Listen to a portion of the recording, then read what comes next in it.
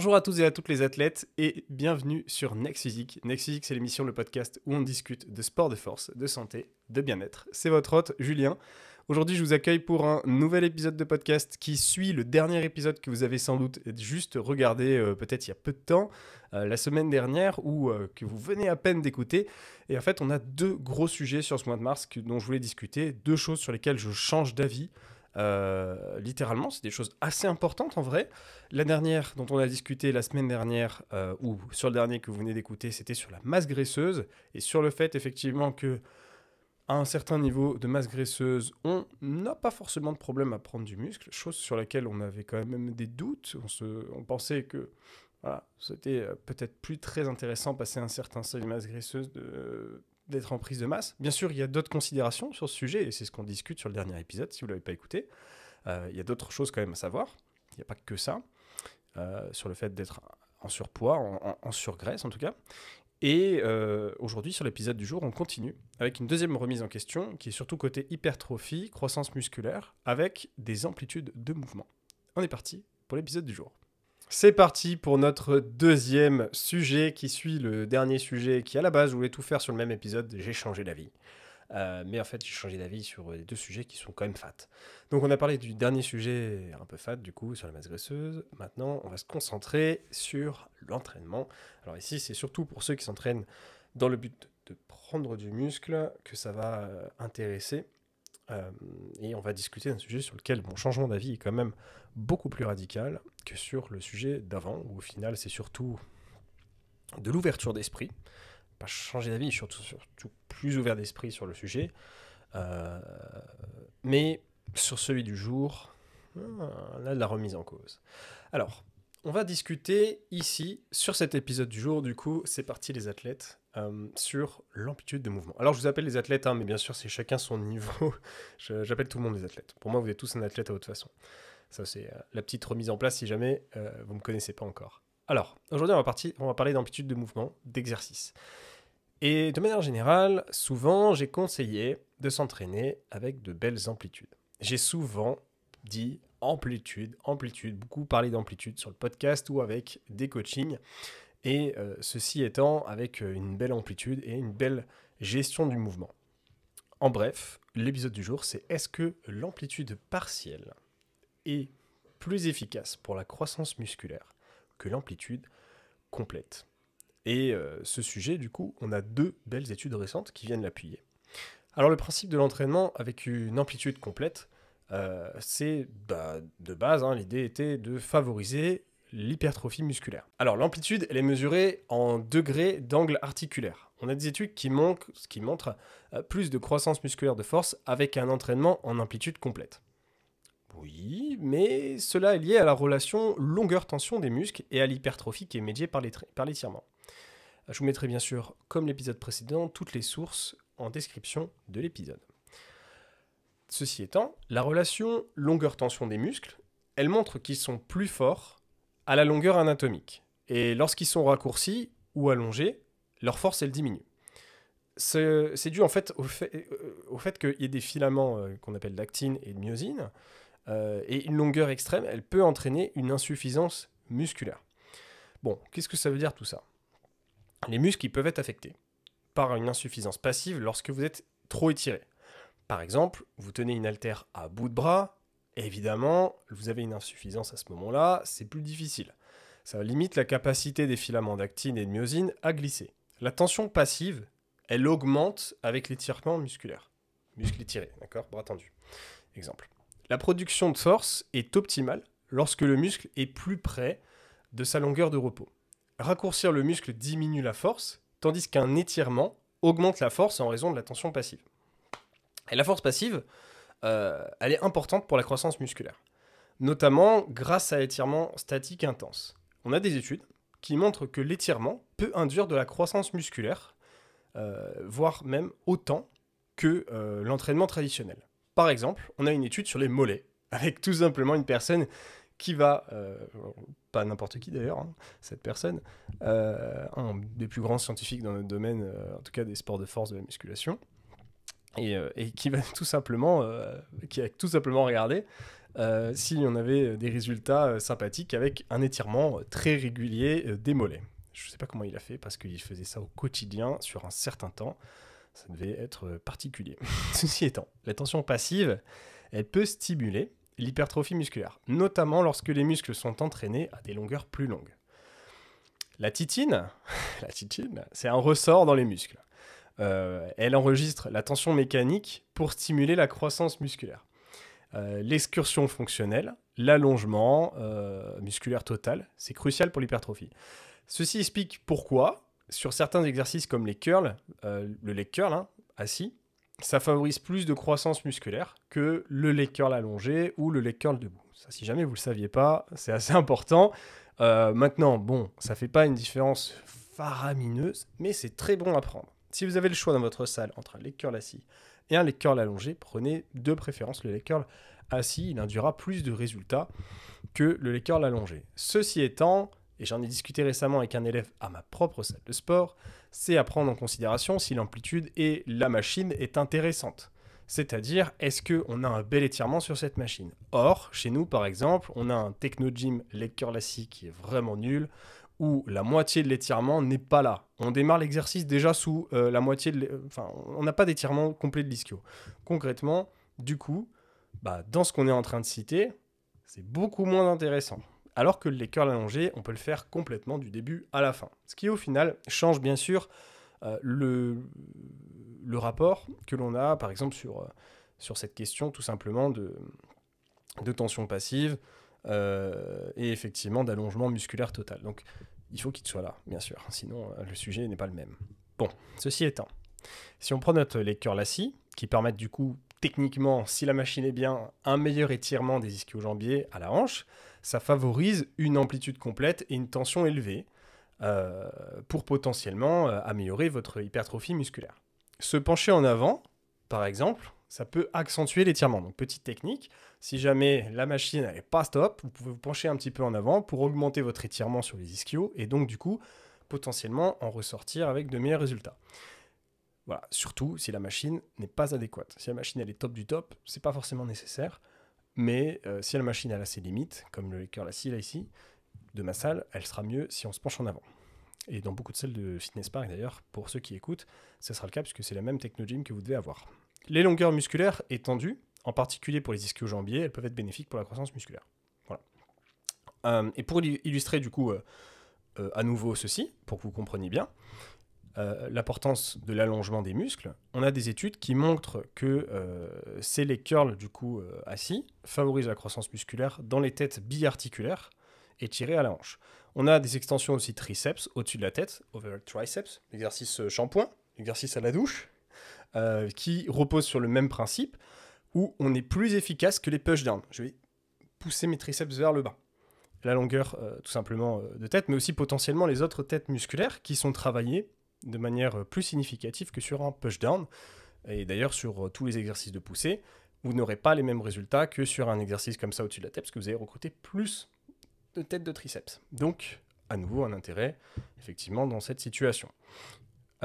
Ici, du coup, bien que l'amplitude elle soit complète, la tension n'est pas maximale à position allongée pour les triceps sur un push-down.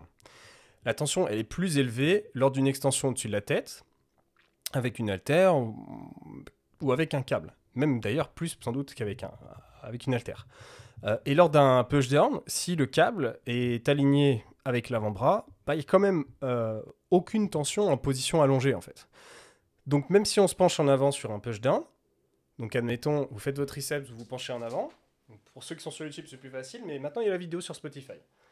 Donc si on se penche en avant pour améliorer ceci sur son extension triceps, et ben du coup, même si ça nous permet d'amener plus les coudes vers l'avant, donc je remonte, admettons, ça reste pas aussi optimal parce que la tension elle reste faible en fait.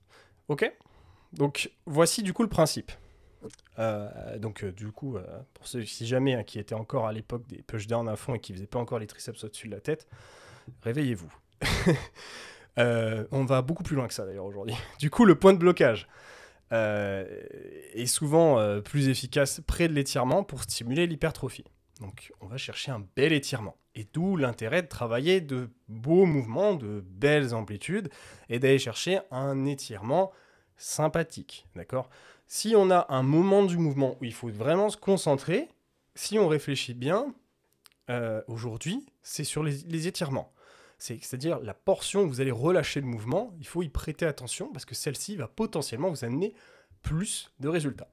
D'ailleurs, ça sera beaucoup plus facile pour vous de mesurer la progression et d'ajuster votre programme si vous êtes sûr d'aligner des exercices complets, c'est-à-dire avec un bel étirement et avec une belle amplitude derrière aussi forcément jusqu'au bout. Admettons, sur un curl, être sûr d'avoir étiré son bras, puis d'être remonté complètement en haut et d'avoir ces 2 points de mesure. Ainsi, vous allez pouvoir être sûr de votre amplitude et donc plus facilement mesurer votre progression. Et donc plus facilement ajuster votre programme.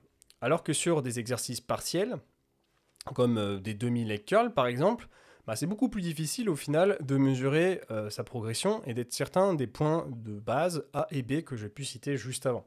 Selon la recherche, pour les individus non entraînés, il est préférable de faire des exercices complets, tels que des extensions complètes pour nos jambes, donc les extensions, ou des relevés de mollets, pour éviter la surcharge, tout en suivant la progression. Donc en ayant toujours de beaux points A et B de mesure. Et donc du coup, on fait attention à ça quand même. Donc là ici, pour l'instant, on a tendance à dire que, ok, l'étirement est important, l'amplitude complète nous permet de suivre plus facilement nos résultats. D'ailleurs, sur les leg extensions, par exemple, donc sur cette machine, vous allez avoir plus de difficultés en position haute, donc lorsque vous allez monter, d'accord ? Et ça va vous permettre de surcharger notamment le muscle en position basse avec plus de poids. Donc, les partiels allongés, elles peuvent offrir une surcharge plus élevée dans la position étirée dans cet exercice ou dans d'autres, ce qui peut être préférable pour certains exercices. D'accord ? L'hypertrophie médiée, par l'étirement, peut stimuler, donc là on rentre vraiment dans ce qui nous intéresse, on va parler d'hypertrophie médiée par l'étirement. Ok ? On peut résumer à SMH si jamais en anglais. Mais ici, du coup, je vais répéter ça assez souvent, donc il faut bien comprendre ce terme qu'on a pu présenter jusqu'à maintenant. Donc, cette hypertrophie médiée par l'étirement, elle peut stimuler une croissance musculaire significative et n'a pas été largement intégrée dans les programmes traditionnels d'entraînement. En effet, souvent, on a tendance à faire venir pas mal de mouvements et de faire que la position haute sur beaucoup d'exercices. Donc, techniquement, si on devait remettre en cause l'amplitude complète, qui est d'ailleurs remise en cause depuis très longtemps et pas très adoptée par plein de bros, des gens qui font des grandes compétitions, des chargés souvent. On a souvent des amplitudes qui ne sont pas vraiment sur l'étirement, qui sont plutôt sur l'inverse, qui sont sur la fin de contraction. Combien de fois vous avez peut-être vu une grande personne faire des fins des leg extensions et pas la position étirée, faire que de la fin des extensions, faire que la fin des curls, ou tout simplement les bros, ou les gens Kevin, les gens qui font des demi-mouvements, mais que sur la partie haute, squat haut, ou curl haut, etc. Mais en fait, si on regarde bien le sujet du jour, et si vous écoutez tout ce que je vais vous dire, ces gens-là font l'inverse de ce qu'il faut faire. Alors, on continue. Par exemple, on a parlé de squat juste à l'instant. Pour les squats et les hip thrusts, ils sont tous les deux efficaces pour les fessiers. On en a discuté dans un épisode il y a très récemment avec une magnifique étude avec des rois de l'entraînement et surtout des fessiers, M. Brett Contreras, dont on a discuté sur il y a peut-être 10 épisodes en arrière, 10-15 épisodes, j'en ai parlé en fin d'année 2023. Bien qu'ils soient tous les deux efficaces pour les fessiers, il y a un truc à savoir, c'est que bien que les squats stimulent davantage l'hypertrophie par étirement, forcément on a un meilleur étirement sur les squats que sur un hip thrust. Les hip thrusts sont quand même efficaces. Alors là, du coup, on peut se dire, mais what the fuck, alors du coup, les bros, ils ont raison. Peut-être. En tout cas, sur les hip thrusts, il y a une chose qui est sûre, c'est qu'on a une tension active qui est très forte sur le hip thrust. La partie haute est puissante, elle demande une grande implication. Et les fessiers peuvent produire une forte force dans une position anatomique spécifique. Ça compense en effet le manque d'étirement et c'est ce qui doit favoriser la croissance musculaire quand même pour les fessiers. On aurait pu se dire, le hip thrust du coup, si on suit tout ce qu'on vient d'étudier et ce qu'on vient de regarder et ce que la science nous montre, c'est que le hip thrust n'a pas un super étirement et du coup, le squat devrait le dépasser. Pourtant, c'est pas le cas. Les chercheurs ont couplé les groupes musculaires et ont constaté que la croissance musculaire était similaire, suggérant du coup que l'importance de la tension passive est là, Et attention active, et quand même. En tout cas, pour certains groupes, et en tout cas pour les fessiers, ça marche. Les mécanismes de l'hypertrophie par étirement ne sont pas entièrement compris. Et ça, vous l'avez peut-être compris, hein, c'est notre dilemme du jour. C'est, ok, on sait comment gagner du muscle. On sait qu'il faut un volume de muscle de recrutement par semaine suffisant. Recruter souvent le muscle, et en tout cas avoir un volume suffisant par rapport à son niveau. J'ai plein d'épisodes pour ça si vous voulez. Ensuite, on sait que voilà, il faut une amélioration des performances. Il faut que la personne prenne en force et par conséquent, elle va pouvoir prendre en muscle aussi. Ça marche.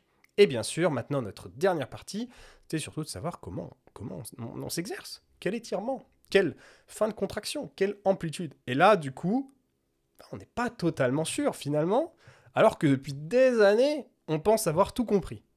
Et du coup, il y a plein d'études qui ont pop et qui nous permettent de dire bon, bah, l'hypertrophie, finalement, bah, on ne sait plus vraiment où se placer. Et du coup, par exemple, pour l'hypertrophie par étirement, qui n'est pas un sujet qui a été hyper présenté, franchement, la partie d'étirement, on sait que c'est important pour l'amplitude complète, mais est-ce que cette partie-là spécifique est intéressante? Ah, là, on va discuter. Alors, eh ben, ça peut être considéré comme important. C'est pas entièrement compris. Et cependant, il y a une limite à son efficacité, c'est qu'on ne peut pas étirer un muscle indéfiniment. Un muscle, il a une limite.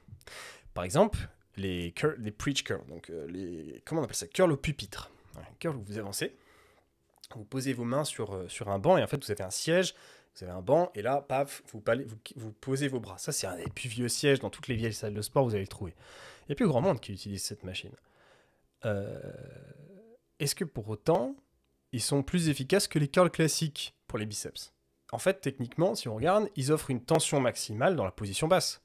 On est placé, nos coudes ils sont fixés. À ce moment-là, il y a beaucoup de recrutement sur la tension maximale. Maintenant, allonger le muscle, c'est pas suffisant pour la croissance musculaire. Et c'est ce qui fait qu'il faut également solliciter la haute tension, donc notre partie haute. Comparativement au câble, les curls du coup au pupitre avec une barre sont efficaces pour la croissance musculaire en fournissant une résistance plus importante dans la position balse. Mais si on prend notre exercice au câble qui implique une jolie courbe de force, un beau placement à la fois sur un étirement bas et sur un étirement haut hyper intéressant, on aura plus de résultats. D'où le fait que justement, les curls justement au câble où on s'avance un peu, Bayesian curl, ou en tout cas avec une belle implication des courbes de résistance et de force, va apporter plus de résultats. Donc oui à l'étirement, mais pas que. Donc amplitude complète alors. Bon, c'est pas nécessaire de se concentrer uniquement sur l'hypertrophie due à l'étirement du coup, pour favoriser la croissance musculaire. C'est important, c'est vrai. Et attention active et la résistance dans les muscles, c'est également essentiel pour une croissance optimale. Donc, on a une hypertrophie qui est médiée par l'étirement.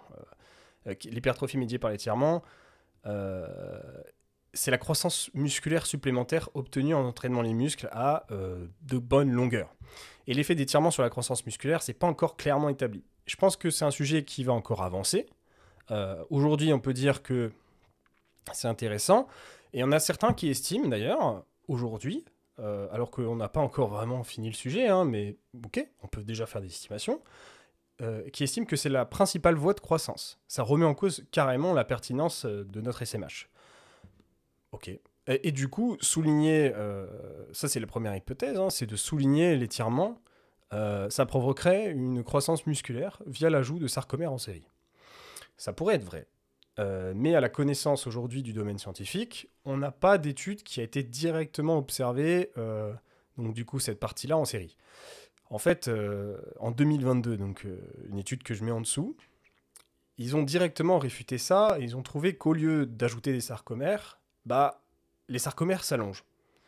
Quoi qu'il en soit, l'un ou l'autre rendent le faisceau musculaire plus long. Donc supposons que souligner l'étirement dans votre entraînement, ça peut impliquer un allongement musculaire. Allongement, attention, pas ajout de sarcomère. Deuxième hypothèse, toute l'hypertrophie qui est médiée par l'étirement est due à l'allongement. Alors ça va à l'encontre de la pensée scientifique dominante, récente d'ailleurs du coup, parce que ça montre que l'étirement passif du muscle, ça peut stimuler la croissance musculaire en ajoutant des sarcomères en parallèle et en série. Contrairement à l'idée du coup de croissance musculaire principalement par épaississement. plus de Sarko. Plus de Sarko. Je vais me prendre un montage avec des sarkozytes partout, là, super. Pourquoi j'ai dit ça? Bref, j'ai posté... je mets 2 études, du coup, ici en lien, qui montrent que l'étirement musculaire purement passif, mais extrêmement brutal, donc encore une fois, hein, je vous dis, c'est un délire le truc, ça peut stimuler des gains de force comparables à l'entraînement de force. Alors ça, c'est pas des moindres, hein, comme résultat. On a Warneck et compagnie, du coup en 2023, qui ont même trouvé que de tels gains de force chez les individus entraînés lorsqu'ils sont testés à de courtes longueurs musculaires. Si toute l'ASMH, du coup, elle est due à l'allongement musculaire, comment ça augmente la force musculaire à un degré similaire à celui de soulever des poids, surtout à de courtes longueurs musculaires? Bon, on peut se poser la question, du coup. Et à de bonnes longueurs, on pourrait même se dire que pour un changement, ça pourrait impliquer un changement de la longueur tension, en fait. En gros, le muscle est modulable. Et plusieurs études humaines ont observé des tendances, des augmentations significatives de l'épaisseur musculaire de la surface de coupe transversale, donc c'est ce qu'on appelle les CSA, bien que c'est pas trop accepté par tout le monde, ceci, à partir de la SMH. Bon, maintenant, les critiques, elles ont proposé une 3e hypothèse pour contrer cette dernière observation. L'hypothèse numéro 3, c'est que, du coup, les augmentations de notre coupe musculaire, ici, de l'épaisseur après la SMH, c'est le résultat de l'allongement musculaire. Si l'allongement musculaire entraîne une augmentation, du coup, de notre coupe. Alors, les muscles peinés pourraient voir leur diamètre augmenter en raison de l'allongement des faisceaux musculaires diagonaux. Cependant, les études humaines, elles montrent que l'allongement des faisceaux ne se traduit pas nécessairement par une augmentation de la surface de coupe transversale. Un modèle qui prédit une croissance musculaire significative basée sur l'allongement des fibres musculaires n'a pas été confirmé par les études humaines d'entraînement de force. Bon, c'est technique, hein. Mais du coup, on en est où? La dernière hypothèse, c'est que l'allongement musculaire est fini et donc pas pertinent comme moteur à long terme de croissance musculaire chez les individus entraînés. En effet, il y a une certaine limite en fonction de la structure de l'individu. La littérature actuelle sur l'hypertrophie, donc SMH médiée par l'étirement, elle peut être interprétée de 2 façons. On a soit l'idée que certaines études suggèrent que l'étirement des muscles peut améliorer les gains de taille et de force, et donc dans ce cas-là, on peut recommander d'incorporer dans l'entraînement ceci pour de bons résultats. Soit on a plutôt une vue alternative qui va être de dire que l'hypertrophie musculaire c'est dû à l'étirement. Ça pourrait être lié seulement à l'allongement musculaire, mais du coup l'impact pour des individus entraînés c'est un peu bof quoi, on s'en fout en fait finalement. Du coup, où est-ce qu'on en est? C'est pas défini. C'est-à-dire que notre sujet, comme je l'ai un peu dit jusqu'à maintenant, c'est pas fini. On a encore besoin de le peaufiner et d'en savoir plus. On n'a pas vraiment une terminaison là-dessus. On peut pas dire, voilà, d'où le fait qu'on ait un peu une séparation dans la littérature entre ces 2 parties. Moi, ce que j'en retiens et ce que je conseillerais aujourd'hui, déjà, je vais pas prendre parti. Parce que concrètement, là, on est vraiment sur un truc qui est pas défini. Par contre, ce qui est sûr, c'est que pour mesurer sa progression et pour en avoir une, il faut s'entraîner. Il faut de l'étirement, il faut de la contraction, et on l'a vu notamment pour notre cas du hip thrust. Donc, de base, l'idée toujours d'avoir une belle amplitude, ça reste intéressant. Mais, et là où du coup je change d'avis, c'est que c'est potentiellement intéressant de rajouter des séries avec un fort étirement. Et là, du coup, je rejoins un peu l'avis de Meno et Selmans. Donc, c'est sûr que si ça, c'est pas que l'avis de Meno, hein, mais si vous voulez avoir une bonne mesure de votre progression, il vous faut un point A et un point B. Et donc, je ne recommanderais pas de prendre votre base de performance sur des demi-amplitudes. Parce qu'à un moment donné, l'amplitude va être plus longue, et à un moment donné, elle va être plus courte, et vous serez inégaux sur vos séries. Prenez une amplitude complète. Et il y a d'ailleurs plein de groupes musculaires qui ne changent rien au final, ou quasiment rien, en tout cas, entre le fait d'avoir une amplitude partielle ou complète. Et voire même, c'est du gâchis pour certains groupes. Par exemple, faire des RDL sans terminer l'extension des hanches, bon, je vois pas l'intérêt. il y a un fort étirement, on est d'accord. Est-ce que de là à faire des partiels sur la partie basse de RDL, ça peut être intéressant? Oui, mais au final, vous perdrez l'avantage d'extension de hanche et de tension passive active pour nos fessiers. Et donc, du coup, si, admettons, vous vouliez travailler les fessiers, vous êtes en train de prendre du retard à cause de cette technique. Par contre, si, admettons, un mec veut cibler uniquement les ischios sur son RDL, peut-être que ça peut être intéressant de faire que la partie basse. Mais, encore une fois, pour mesurer votre point A à point B, ça va être inégaux. Et d'ailleurs, regardez quelqu'un en train de faire essayez d'ailleurs, de faire des répétitions partielles sur un RDL, en ayant toujours le même point A et le même point B. Bonne chance pour garder un bon gainage et être à l'échec sur l'exercice. Bonne chance, vraiment, ça va être dur. Voire même vous risquez de vous blesser, je pense, à long terme. Donc je préférerais largement quelqu'un qui est sûr d'avoir une amplitude complète et qui accepte, de travailler un petit peu les fessiers sur l'exercice, ou alors qui change d'exo, tout simplement. Basta. Et du coup, si on veut bénéficier quand même, je pense, c'est intéressant de commencer à réfléchir à cette question, de l'allongement musculaire, d'un fort étirement sur peut-être un travail spécifique, je le conseillerais surtout à des personnes qui maîtrisent leurs exécutions. Je pense que la personne qui a trop souvent de la variabilité dans ses exécutions, qui une semaine sur 4 va avoir une mauvaise technique, une personne qui est trop débutante, ça sert à rien de réfléchir à ce sujet-là. C'est beaucoup trop tôt, vous ne maîtrisez pas votre technique. Pourquoi vous embêter avec ce point-là, alors qu'on sait qu'on est capable d'avoir de très bons résultats, tout simplement en ayant un beau point A, un beau point B, de belles amplitudes, et un exercice qui ne bouge pas. Si au final, c'est pour implémenter un fort étirement, avoir un exercice fortement étiré, mais que la moitié du temps vous soyez pas stable, que l'amplitude elle bouge et à chaque fois du coup votre progression, concrètement, vous pouvez pas la mesurer, ou en tout cas vous allez la mesurer ou vous montez à vous-même. Et du coup, au fur et à mesure, vous avez moins en moins d'amplitude, parce que du coup, ah oui, mais c'est une partielle. Oui, mais ta partielle, frérot, tu fais 10 degrés d'angle de travail. Bon, du coup, bon chance pour mesurer la progression et pour assurer une surcharge progressive. Donc, oui, je le recommanderais.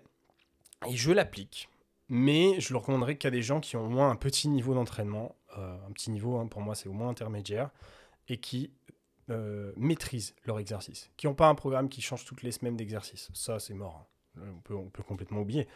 Sinon, là déjà de base, pour quelqu'un qui change toutes les semaines d'entraînement, il n'a rien compris à la progression. Donc ça va pas. Mais si vous avez un programme, vous revenez souvent dessus, c'est des exercices que vous maîtrisez, et que vous êtes constant sur votre technique, alors le sujet peut être intéressant. Et je pense que le meilleur moyen d'être sûr de toujours assurer une bonne progression, et personnellement c'est ce que j'applique maintenant depuis quelques mois, de toujours appliquer une base de progression, d'avoir un beau point A, un bon point B, toujours avec une amplitude complète, en tout cas une belle amplitude active, un bel étirement, eh bien je recommanderais plutôt de l'ajouter sur une dernière série, voire 2 dernières séries d'exercices. Je pense que ça peut être sympathique de se faire ça sur une fin d'exercice. Comme ça, vous êtes sûr que vos premières séries, vous assurez vos performances, vous allez chercher le niveau que vous souhaitez atteindre. Première série, je vais chercher ma perf.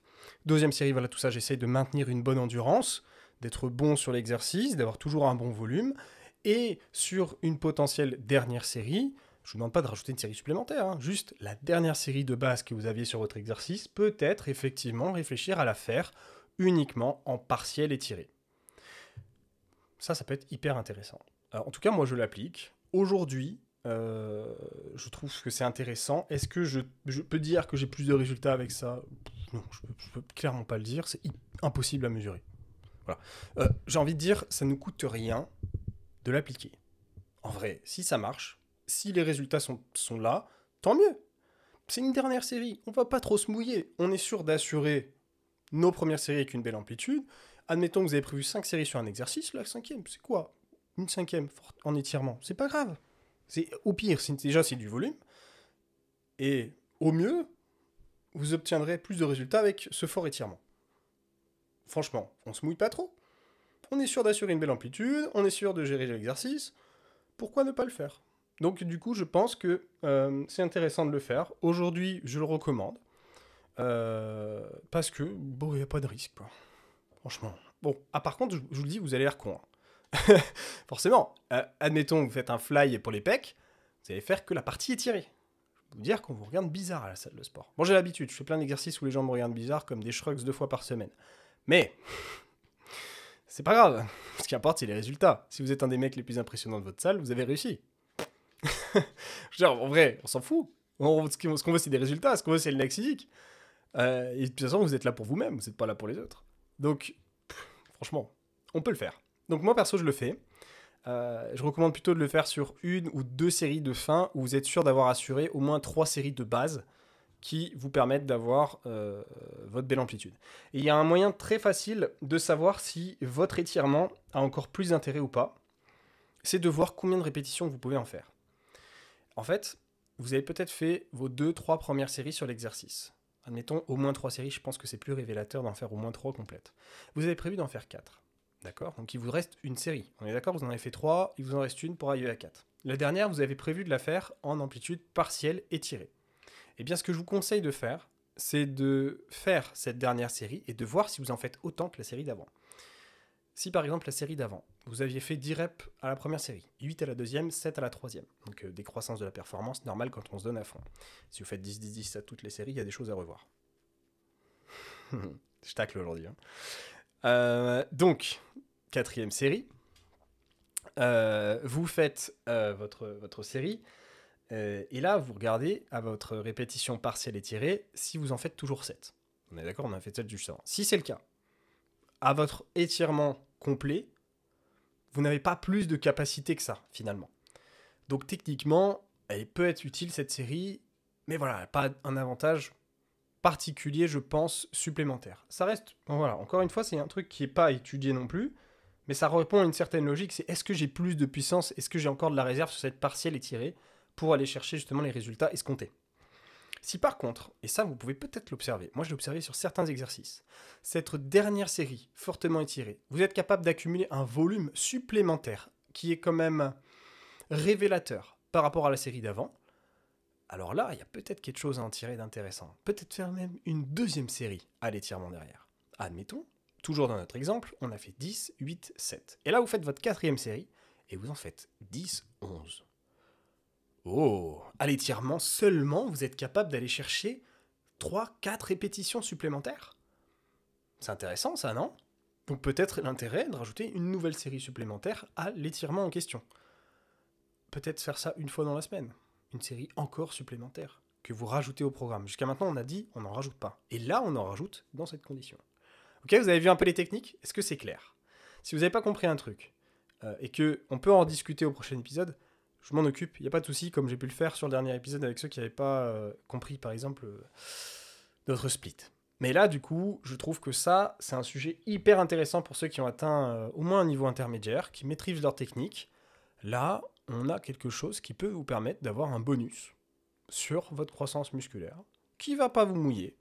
C'est pas... Alors, attention, hein, on vous demande pas de faire un drop set, on vous demande pas de casser votre temps de repos, on vous demande seulement de faire, en tout cas ce que je vous conseille, une nouvelle série normale, avec un temps de repos entre chaque série qui est toujours le même, hein, pas un temps de repos cardio, hein. L'idée c'est pas de hop je descends la charge et hop j'y retourne tout de suite, pas de temps de repos. Non, bah non, sinon c'est pas le sujet du jour. L'idée c'est je prends mon temps de repos et je vais faire une dernière série et regarder si à ce fort étirement j'ai des résultats intéressants, observables, comme par exemple des répétitions supplémentaires de plus que celles d'avant. Bien sûr, encore une fois, et bon, je pense que si vous avez bien compris, je le recommande pour des gens qui ont au moins un niveau intermédiaire et qui savent se donner à fond sur l'exercice, qui observent une décroissance des répétitions. Si dans votre situation, vous faites du 10-10-10 à chaque série, ne faites pas vraiment cette étude-là, enfin en tout cas cette observation, pour moi, elle va être faussée. Déjà, ça veut dire que si vous avez fait 10 à chaque série, c'est que vous n'êtes pas donné à fond sur la première. Vous n'avez pas utilisé les principes d'hypertrophie à son maximum. Vous n'êtes pas à fond sur l'exercice. En tout cas, vous êtes peut-être à fond sur la deuxième et troisième série, mais la première vous n'y êtes pas. Donc donnez-vous à fond sur la première. Sur la deuxième, sur la troisième, vous observez une décroissance de la performance. Vous ne pouvez pas maintenir un nombre de répétitions maximum à chaque série. Ce n'est pas possible. Si vous êtes à fond sur un exercice à votre première série effective, attention, hein, pas l'échauffement, vous n'allez pas pouvoir maintenir ça. C'est pas possible. C'est l'effort maximal. Et si vous voulez faire une comparaison la plus proche, c'est un sprint. Taillez votre sprint à 100 mètres. Si dans 10 km vous faites toujours la même vitesse, vous n'étiez pas à fond au départ. Ok? L'idée est là. D'accord, donc à condition, ce test, que bien sûr, vous ayez une maîtrise de l'effort, du coup, et de la technique. Ok ? Du coup, mon changement d'avis est là, c'est oui, on peut inclure ces répétitions un peu dégueulasses. C'est vrai, c'est moche. Sur peut-être une fin de séance. Je vous recommanderais plutôt de faire ça pour être sûr d'avoir maintenu les résultats de base. Allez, à vous de jouer. J'espère que vous allez en tirer de bons résultats. On a des choses hyper intéressantes qui seront à confirmer, je pense, sur les prochains mois ou années en tout cas. Le temps que ça soit étudié et que ça soit pas non plus financé. Mais bref, on est sur un sujet qui globalement est pas non plus foutage de gueule, parce qu'on n'a pas vraiment d'intérêt à aller financer un truc pour une marque particulière ici, sauf pour une machine d'étirement peut-être. Mais bon, à part ça, ça devrait aller. Ok ? Allez, à vous de jouer les athlètes, j'espère vous avoir aidé sur l'épisode du jour. Comme d'habitude, n'hésitez pas à m'aider en retour. Ça m'aide énormément si vous faites un like, un commentaire, tout ça. Franchement, c'est ce qui me permet de faire ces épisodes-là et de pouvoir en vivre derrière aussi. Donc merci à ceux qui le font, c'est hyper gentil. Je vous souhaite de passer une très bonne semaine. À bientôt, c'était Julien. Hey, tu as bien écouté ce podcast? J'espère qu'il t'a plu. C'est Julien, je suis créateur du podcast Next Physique, mais aussi coach depuis de nombreuses années. Avec un bon développement depuis 5 ans maintenant, j'ai pu aider des centaines de personnes à se transformer physiquement, mentalement et devenir la meilleure version d'eux-mêmes. À l'origine, je dirigeais une équipe qui s'appelle MFT, Mystic Tidings. On souhaitait réunir les meilleurs conseils et spécialistes afin d'obtenir un quotidien optimisé et devenir un vrai athlète à sa façon. Et c'est pour ça que je vous appelle les athlètes en fait. Mais tout ça sans être frustré avec son sport. C'est vraiment quelque chose d'important pour moi et j'imagine pour vous aussi. Avec un quotidien optimisé, vous pouvez faire votre vie, tout simplement, gérer votre diète avec plaisir et désormais, je suis devenu un peu un expert en la matière. Next Physique s'inscrit dans la lignée de l'esprit de ce coaching. Je souhaite le meilleur pour chacun de mes élèves afin que vous puissiez gérer vos PR, votre vraie surcharge progressive et ainsi atteindre votre Next Physique. Car c'est un suivi, donc je suis présent tous les jours pour assurer la meilleure évolution possible de la personne et c'est pour ça que j'ai décidé à l'initial de faire du coaching en ligne et pas en salle. Oubliez les diètes sans cookies, oubliez les exos qui changent à gogo chaque semaine parce que c'est du marketing. Ici, on va progresser sur les exercices et bien sûr des exos qui vous plaisent et qui rentrent dans votre emploi du temps, votre salle de sport et son agencement. C'est un tandem, ça se passe entre vous et moi pour construire une équipe qui avance ensemble. Je vous prépare le terrain, j'assure vos arrières et vous faites le job à l'intérieur du terrain. Les coachings sont sur réservation. Si tu écoutes ce podcast, c'est que tu es intéressé par l'optimisation de tes résultats et je suis sûr qu'on ira du coup loin ensemble. Contacte-moi directement sur Instagram pour qu'on en discute et qu'on regarde mes disponibilités de réservation ou qu'on s'appelle tout simplement si tu veux qu'on en discute. Plus d'informations sur le suivi en lien en description.